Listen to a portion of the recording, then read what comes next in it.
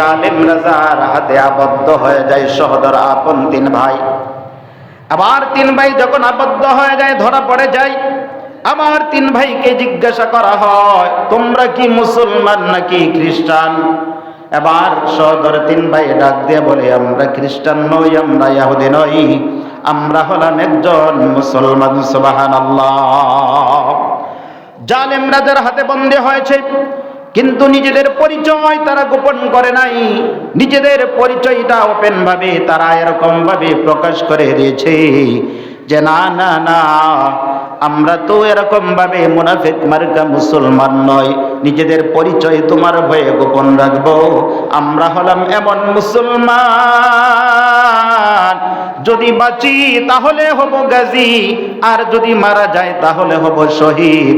এমন হলাম আমরা কালেমাওয়ালা মুসলমান।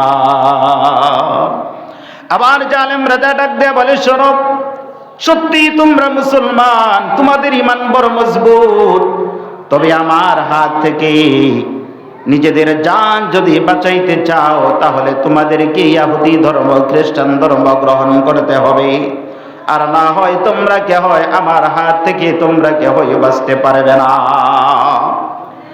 এই কথা বলার পরে জালেম রাজা এরকম ভাবে তার যে সহদরুল ভাই বলেছিল, এই জালেম রাজা তার ভাই বেরাদর আপনজন যারা ছিল তাদেরকে বলল, শোনো, এই মুসলমান তিন ভাই তো বড় মজবুত ইমানদার বান্দা, এদেরকে স্বাভাবিক অবস্থায় ধ্বংস করা যাবে না, ধ্বংস করা যাবে না। তাদের জন্য একটি কাজ করব। না কি কাজ করব? ডাক দিয়ে বলে, শোনো, বড় দেখে একটা ডেক নিয়ে আসো, ডেকের ভিতরে তেল দাও, তেল দিয়ে জাল করতে থাকো, যখন গরম হয়ে যাবে, উত্তপ্ত হয়ে যাবে, এই ডেকের ভিতরে এই তিন ভাইকে ছেড়ে দিয়ে তাদেরকে হত্যা করে দেখাবো। যারা আমার কথা মানবে না তাদের শাস্তি এরকম হবে। আবার বাদশার কথা শুনি, তার যারা সহচর ছিল বান্দার ওয়ার্ডার মানার কারণে তারা এরকম ভাবে বড় পাতিলার ভিতরে তেল এরকম ভাবে জাল করতে থাকে। তেলটা যখন কঠিন আকার ধারণ করে গরম হয়ে যায়, আবার তিন ভাইকে ওই ডেকের কাছে হাজির করা হয়। ওই গরম তেলের ডেকের কাছে যখন হাজির করা হলো, আবার তিন ভাইকে উদ্দেশ্য করে বলে, শোনো, এই যে দেখতেছো গরম তেলের ডেক, যদি বাঁচতে চাও এই মুহূর্তেই তোমরা ইহুদি অথবা খ্রিস্টান ধর্ম গ্রহণ করো। আর যদি জীবনের মায়া তোমাদের যদি না থাকে, অসুবিধা নাই, এই যে তেলের ডেক দেখা যাইতেছে এটার ভিতরে তোমাদেরকে ছেড়ে দিয়ে তোমাদের জীবনকে ধ্বংস করে দেব। যেই মাত্র এই কথা বলেন, এবার তিন ভাই মুসলমান যুবক একসাথে বলতেছে, শোনেন, আমাদেরকে মৃত্যুর ভয় দেখায় কোনো লাভ নাই, মৃত্যুর ভয় দেখায় কোনো লাভ হবে না। এটা তো দেখতেছি এটা গরম তেলের ডেক আমাদের কাছে দেখা যায় না, এটা দেখা যাইতেছে আমাদের জন্য জান্নাতে যাওয়ার একটা রাস্তা। সুবহানাল্লাহ। যেই মাত্র এই কথা বলেছে, এটা তো গরম তেলের ডেক নয়, এটা তো জান্নাতে যাওয়ার রাস্তা। সাথে সাথে রাজা বলতেছে, শোনো, তাদের মধ্যে যিনি বড় ভাই আছে তাকে ধরে এই গরম তেলের ডেকের ভিতরে ছেড়ে দাও।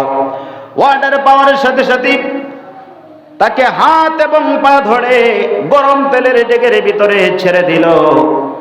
ছেড়ে দেওয়ার সাথে সাথে শরীর থেকে অর্থাৎ হাড্ডি থেকে গোশত গুলা আলাদা হয়ে গেল মুহূর্তের ভিতরে, আর হাড্ডি গুলা এরকম ভাবে কস্তুরি পানার মতো তেলের ডেকের উপরে ভেসে আসলো।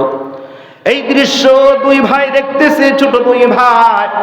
আমার বড় ভাইকে যখন এমন কঠিন শাস্তি দিল, দেওয়ার পরে দ্বিতীয় ভাই যে আছে তাকে এরকম ভাবে ধরলো। ধরার পরে দ্বিতীয় ভাইকে ডাক দেয়, বলে, শোনো, এখনো সময় আছে, তুমি এরকম ভাবে ইহুদি ধর্ম গ্রহণ করো। যদি ইহুদি ধর্ম গ্রহণ না করো, তোমার বড় ভাইয়ের যে অবস্থা হয়েছে তোমারও সেই অবস্থা হবে। তবে তুমি যদি বাঁচতে চাও তাড়াতাড়ি করে তোমাদের নিজ ধর্মকে ত্যাগ করো। আবার দ্বিতীয় ভাই ডাক দিয়ে বলে, শোনো, আমার বড় ভাই যেই পথে গেছে আমি একা একা থেকে আর কি করব। আমার বড় ভাই যেই পথে গেছে আমি তার যে ছোট ভাই আমিও ওই পথেই যাইতে চাই। সুবহানাল্লাহ। অর্থাৎ ওই সমস্ত ইমানদার বান্দাগুলো নিজের জানের চিন্তা করে নাই, জানের চিন্তা করে নাই। তারা চিন্তা করতো নিজের জীবনের চাইতে জানের চাইতে ইমানের মূল্য হলো বেশি। তারা জানে যদি ইমান যদি হারায় তাহলে ইমান পাওয়া যাবে না, জীবন যদি চলে যায় এই জীবন আবার ফেরত পাওয়া যাবে, কিন্তু ইমান যদি চলে যায় এই ইমান আর কখনো ফিরে পাওয়া সম্ভব নয়। এ কারণে যুবক বলতেছে আমার বড় ভাই যেই পথে গেছে আমিও ওই পথেই যাইতে চাই, আমাকেও এই তেলের ডেগের ভিতরে ছেড়ে দাও, কোনো অসুবিধা নাই। এই কথা বলার পরে দ্বিতীয় ভাই কি রাগ এবং ক্ষোভে তাকেও এরকম ভাবে ওই ডেগের ভিতরে ছেড়ে দেওয়া হলো। দ্বিতীয় ভাইও প্রথম ভাইয়ের মতো বড় ভাইয়ের মতো তার যে হাড্ডি থেকে গোশত গুলো মুহূর্তের ভিতরে আলাদা হয়ে হাড্ডি গুলো এরকম ভাবে তেলের ডেগের উপরে ভাসতে শুরু করলো। সবশেষ যে ছোট ভাই আছে, 3 নম্বরে যে ভাই আছে, সেরকম ভাবে নিজ চোখে দেখতেছে তার আপন 2 ভাইকে কি অবস্থা করলো। আবার 3 নম্বরে যে ভাই তাকে ডাক দিয়ে বলে শোনো, এখনো সময় আছে, ঠান্ডা মাথায় ভেবে নাও, বুঝে নাও, যদি তুমিও যদি বাঁচতে চাও তাহলে এই মুহূর্তে কালেমা ছেড়ে ইহুদি ধর্ম গ্রহণ করো, আর না হয় তোমার আপন বড় 2 ভাইয়ের যে অবস্থা হয়েছে তোমারও কিন্তু সেই অবস্থা হবে। 3য় ভাই বলতেছে শোনো বাচ্চা, ও জালেম রাজা শোনো, আমার বড় 2 ভাই যেই পথে চলে গেছে আমি একা একা থেকে আমার কোনো আর লাভ নাই। আমার বড় 2 ভাই আমাকে ডাক দিয়ে বলতেছে ভাই আর দেরি করিস না, আর দেরি করিস না, আমরা যেই পথে চলে গেছি তুমিও সেই পথে চলে যাওয়ার জন্য প্রস্তুত হয়ে যাও। ও জালেম রাজা শোনো, আমার বড় 2 ভাই যেই পথে গেছে আমাকেও সেই পথে যাওয়ার জন্য ব্যবস্থা করো, আমার জীবনের কোনো মায়া নাই, আমার জীবনের কোনো মায়া নাই, আমি শূন্য ইমানের জন্য মায়া করি। সুবহানাল্লাহ।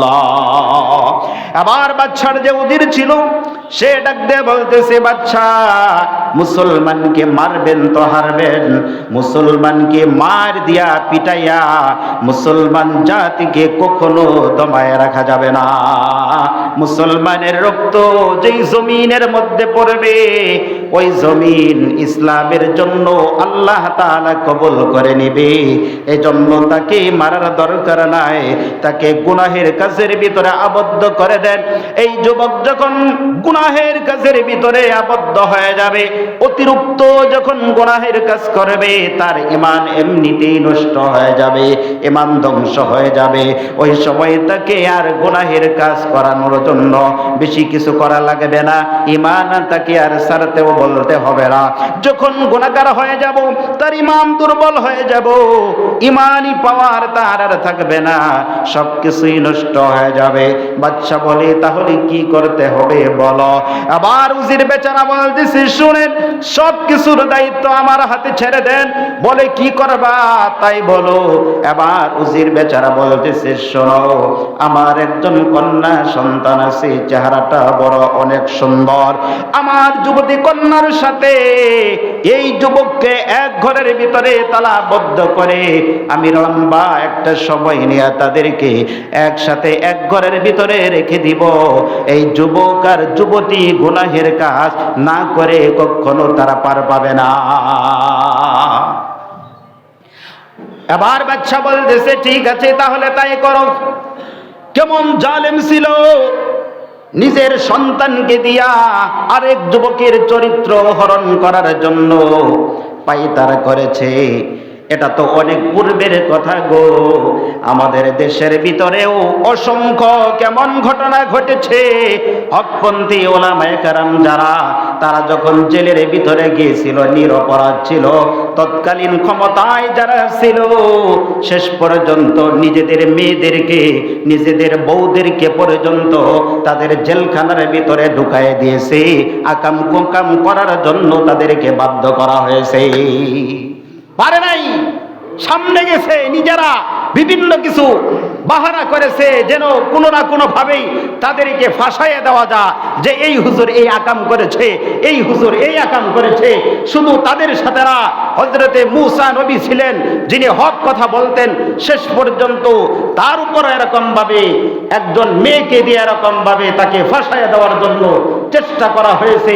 তো সর্বশেষ আল্লাহ তাআলা মূসা আলাইহিস সালামকে যখন বুদ্ধি দিয়েছেন, ওহীর মাধ্যমে জানাই দিয়েছেন, মূসা নবী যখন জিজ্ঞাসা করেছে, হে নারী, খোদার কসম দিয়ে তোমাকে আমি বলতেছি, ইতিপূর্বে তোমার সাথে আমার কোনো সময় সাক্ষাৎ হয়েছে কিনা বলো। তখন সে বলেছে, না, আপনার সাথে আমার কোনো সাক্ষাৎ হয় নাই, আপনাকে আমি চিনি না, তবে এই জালেমগুলো আমাকে অনেক টাকা দিয়েছে আর বলেছে তুমি বলবা এই মূসা আমার সাথে আকাম করেছে। এমন জালেম নবীর সাথেই যদি এই কাজ যদি করতে পারে, নবীর যারা ওয়ারিস তাদের সাথে এরকম করবে না, এটা হতেই পারে না। এজন্য যুবকের কাছে ঈমান বড় দামি জিনিস। আবার যুবতীকে আর যুবককে একই ঘরের ভিতরে যখন তালাবদ্ধ করে রাখা হলো, মেয়েটিকে বলে দেওয়া হলো, মা,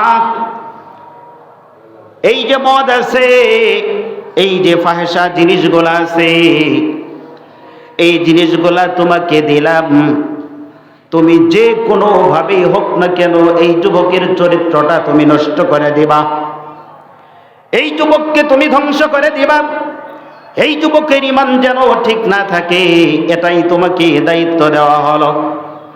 আবার যুবতী বাবার কথা শোনার পরে, বাদশার অর্ডার পাওয়ার পরে একই রুমের মধ্যে যখন তালাবদ্ধ হয়ে যায়, এই যুবক রাত যখন হয়ে গেল, গভীর হয়ে গেল, যুবতীটা যখন ঘুমের ঘরে চলে গেল, এই যুবক সেজদায় পড়ে আল্লাহর দরবারে চোখের পানি ফালায় আর কাঁদে, আল্লাহ, আমার আপন বড় দুই ভাইকে তুমি জান্নাতে নিয়ে গেলা, কিন্তু আমাকে তুমি জালেম রাজার কারাগারে আবদ্ধ করেছো, কঠিন আমাকে পরীক্ষার ভিতরে ফালায় দিয়েছো। ও আসমানের মালিক প্রভু আল্লাহ, যতই কঠিন পরীক্ষা আসুক না কেন আল্লাহ, তোমার কাছে ঈমান আমি ভিক্ষা চাই, ঈমান আমি ভিক্ষা চাই। আমার জীবন যদি যাইতে পারে, তথাপি আমার ঈমানের ভিতরে কোনো আঘাত যেন না আসে। সুবহানাল্লাহ। আমার মেয়েটি যখন ঘুম থেকে জাগ্রত হলো, জাগ্রত হওয়ার পরে দেখতেছে যুবক এরকম ভাবে সেজদায় পড়ে শুধু কাঁদে। আবার যুবতীটা যুবককে বলতেছে, ভাই, এই যে আমার হাতের কত খাবার আছে, খাবারটা তুমি গ্রহণ করো। যুবক বলে, না না, তোমার হাতের কোনো খাবার আমি খাবো না।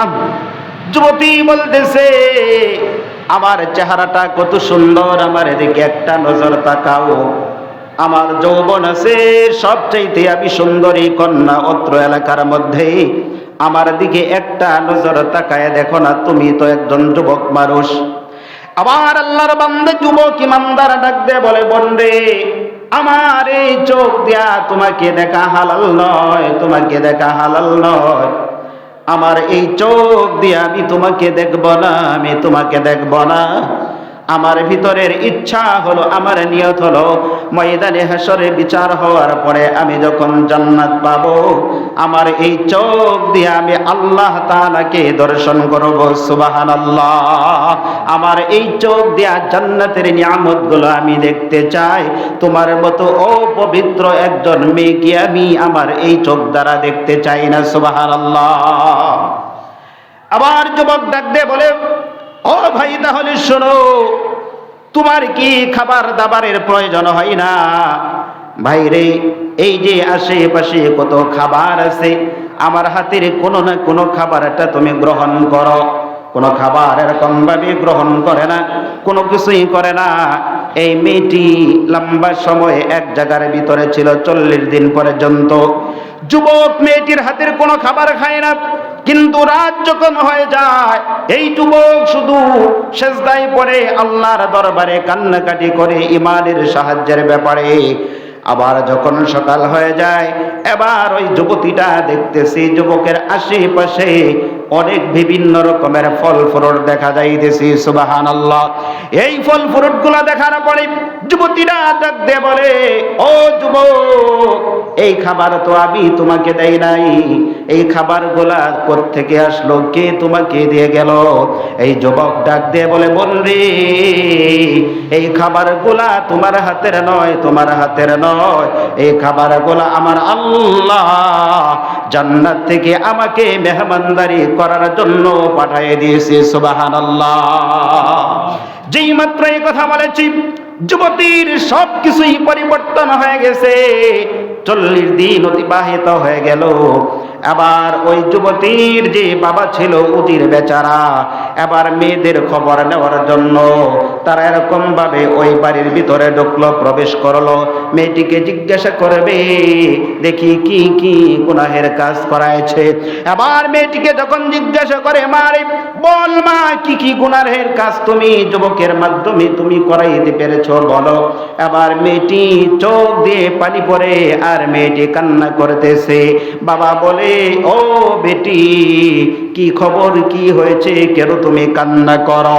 মেয়েটি বলতেছে, শোনো, তুমি যেই যুবকের সাথে গুনাহের কাজ করানোর জন্য আমাকে কি ঘরের ভিতরে তালাবদ্ধ করে রেখে দিয়েছো, এটা আমার এই যুবকের যেই চরিত্র, এই যুবকের এমন কিছু কাজ দেখেছি রে বাবা, এই যুবকের কর্ম দেখার কারণে আমি তো একজন ইহুদি মেয়ে, কিন্তু আমারও মনে চাইতেছে আমি ইসলাম ধর্ম গ্রহণ করব। সুবহানাল্লাহ। বলতেছে, কেন তোমার মন পরিবর্তন হয়ে গেল? আবার যুবতীটা বাবাকে বলে, বাবা রে, আমি যখন ঘুমের ঘরে চলে যাই, কে যেন এসে তাকে অসাধারণ কিছু ফল খাবার এরকম ভাবে তার সামনে রেখে দিয়ে যায়। আজ পর্যন্ত 40 দিন হয়ে গেল, আমার হাতের এক গ্লাস পানি পর্যন্ত এই যুবকে পর্যন্ত পান করে নাই। সুবহানাল্লাহ। মহান আল্লাহ তাআলা এই যুবককে এরকম ভাবে জান্নাত থেকে খাবার পাঠিয়ে দিয়েছে। ও বাবা, এই যুবকের আমল দেখে আমারও মুসলমান হইতে মনে চায়।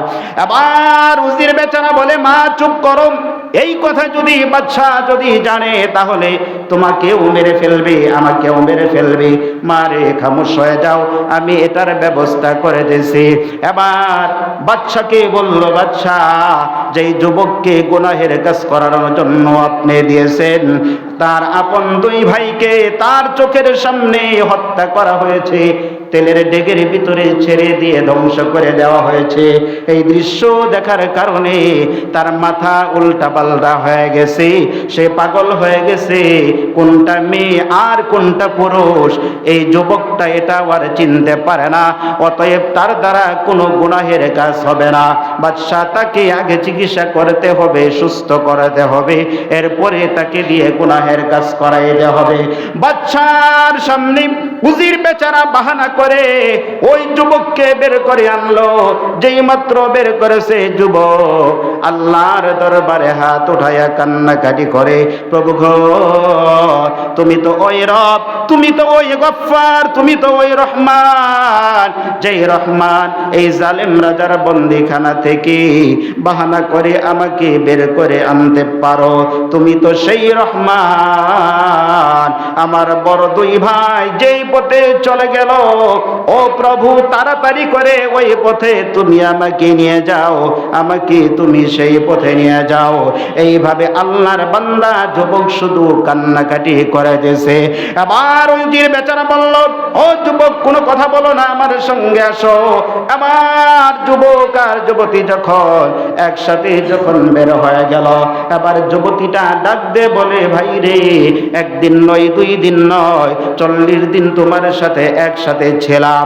আমাকে ছেড়ে একা একা তুমি যেও না। ও ভাই, ও যুবক, আমি তোমাকে বিবাহ করতে চাই, তুমি আমাকে গ্রহণ করো। এবার যুবক ডাক দে বলে, শোনো, তুমি তো এখনো আমার স্ত্রী হও নাই, তোমার সাথে আমার কোনো কথা জায়েজ হবে না।